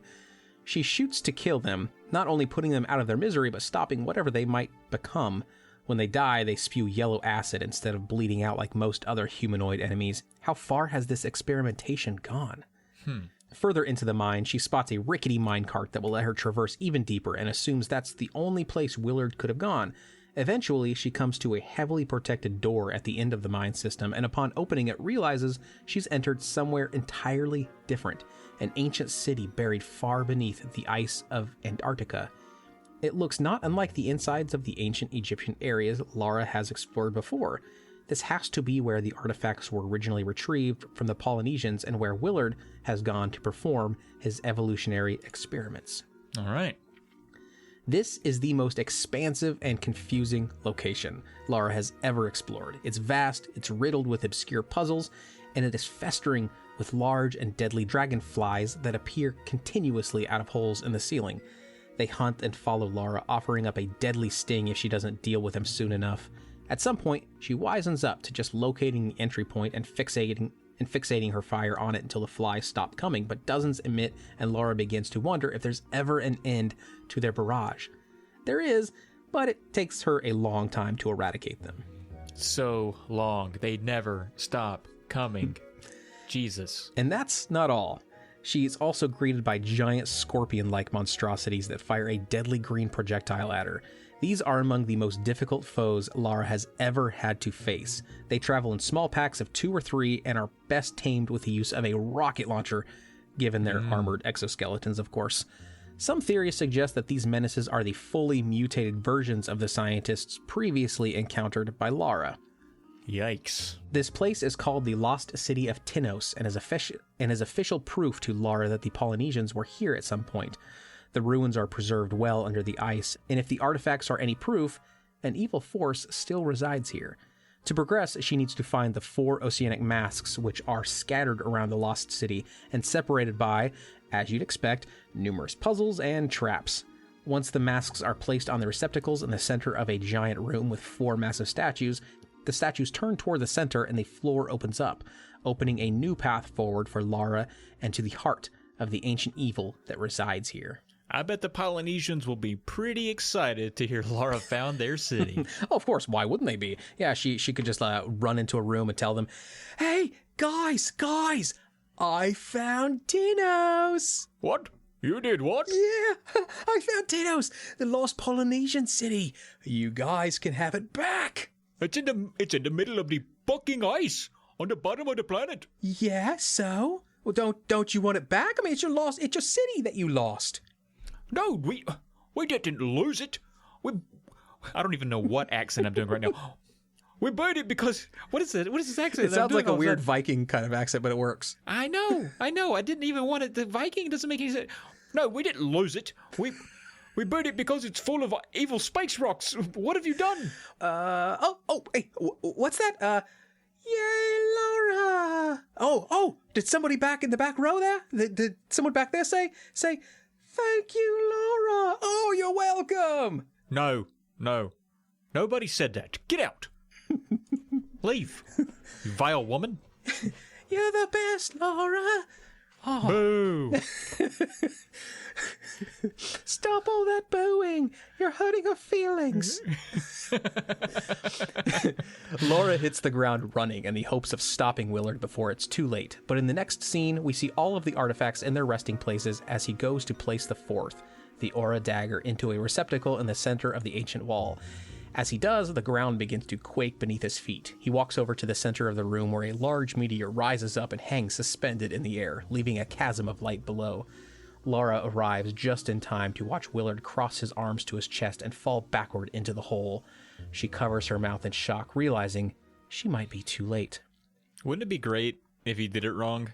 Like, he's supposed to just put the artifacts in and then wait for a beam of light to lift him up or something. But instead, he does like that trust fall into the hole. And we just hear like a foom, and then just like a plume of dust comes up from where he hit. And Laura walks up into the hole. He's just lying in there dead. Accidental suicide.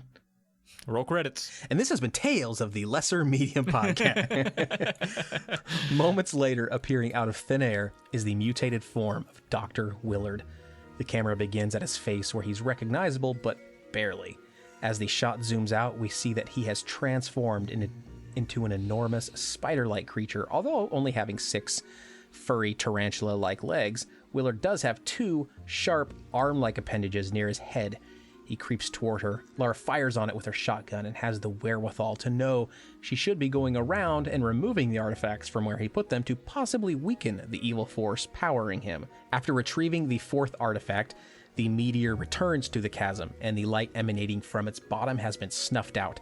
But Willard still lives. She continues firing at him, and he's not very fast, so she's able to keep a safe distance. Okay. She lands a final blow on him that bursts him into a flurry of green orbs.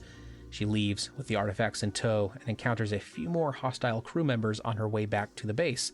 She sees a helicopter approaching a nearby landing zone and rushes to meet it, unsure of who is on board. She runs up to the helicopter after it lands, and the pilot opens the door. The pilot smiles at her. She smiles back briefly before shooting him in the head and shoving him out of the seat to commandeer the aircraft. Wow. As she leaves the area, the base launches a rocket at her, narrowly missing. A second helicopter chases her and fires at her with machine guns, but she's able to outmaneuver it and somehow get behind it to return the favor, exploding it into smithereens. She then disappears into the night, presumably returning home for another adventure. But what will she do with those artifacts she has in her backpack? And that is our telling of Tomb Raider 3. We did it! Oh my god! We only have one more to go, and it's supposedly the longest. So, I'm try to cut that back a little bit. But yeah, man, it's a marathon. The games are marathons too. It ain't like we're making them long for to be fucking mean. This was the time in early video gamedom where companies started feeling like they had to make long games, I think. You know, in the NES era, you didn't need a long game. In fact, you didn't want a long game. Super Nintendo, same. Yeah. PlayStation 1 into PlayStation 2 is, I think, when things started changing. Yeah. But yeah, as far as the narrative goes, I think my only thing about this one is the old, she just kind of turns a corner here to where, and you know, we can blame it on her psyche, but I think from a game development standpoint, they just kind of overlooked some of the morality and just gave her people as enemies and didn't really give her any moral code for killing or not killing them or whatever. They were just things to put in her way. But if you look at the three narratives all together, this is definitely the one where she just kind of kills people that are protecting something they're paid to protect, not because they're mean or anything like that. Yeah, it feels very Machiavellian, where like the end justifies the means, because at the end she did technically stop someone from, putting assuming he's going to do something bad with all the pieces, right? Like, we don't know if maybe ultimately it would end up being a good thing, but there's this doctor who wanted all these things and presumably was going to do bad things, and she, although brought them together for the first place, she also stopped it once they were together. So if it wasn't for her, would he have hired someone else to do the same kind of thing? And maybe that person would have been less willing to ruthlessly murder people for no reason. I don't know. True. Yeah. I don't know. It's weird. It's kind of a catch 23, as we talked about in a mini-sode a long time ago. I think that was the number that we chose in that catch. Yeah, it's 23. Because we already know what 22 is, so this has got to be 23. I mean, you can't just keep catching the same number over and over. Not at all. Yeah. But do you think Laura's still a hero? With the you kind of defended her with a bit of the, hey, she saved the world, or is she sort of a rogue agent, or is she like a kind of a John Wick?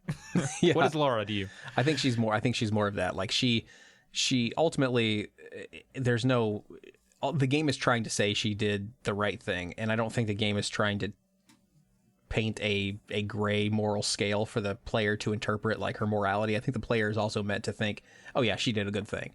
So I think in the world of the game, we have to assume the people she was murdering were people that were going to murder her eventually.